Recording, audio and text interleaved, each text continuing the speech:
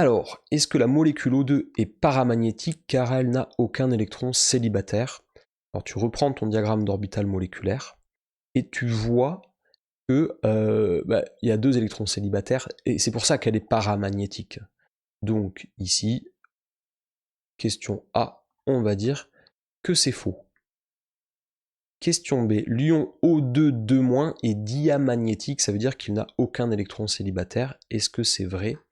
Eh bien, si tu enlèves les 2 électrons ici et là, tu vas effectivement te retrouver avec un diagramme d'orbital moléculaire où il n'y a que des électrons appareillés. Et donc, l'ion O2 2- est bien diamagnétique, c'est vrai. L'ion O2 4-, ou j'ai dit une bêtise, l'ion O2 2-, tu dois rajouter 2 électrons. Bon, ça change rien, c'est quand même diamagnétique, mais tu rajoutes des électrons ici, donc tu te retrouves avec des orbitales moléculaires qui sont pleines et aucun électron célibataire. Mais j'ai travaillé comme si on me disait l'ion O2 2+.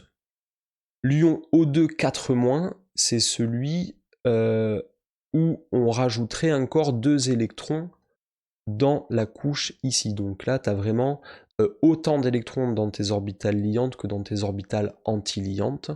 Donc effectivement, l'ion O2 4- ne peut pas exister, c'est vrai. La distance interatomique est plus petite dans la molécule O2 que dans l'ion O2 2-.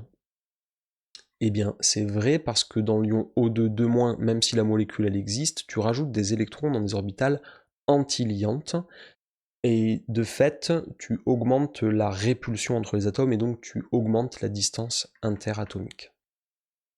Dans la molécule O2, la liaison entre les 2 atomes d'oxygène est double. Elle est constituée d'une liaison de type sigma et d'une liaison de type pi. C'est vrai. Il y a une partie ici avec une liaison sigma et ici une liaison pi pour faire la double liaison.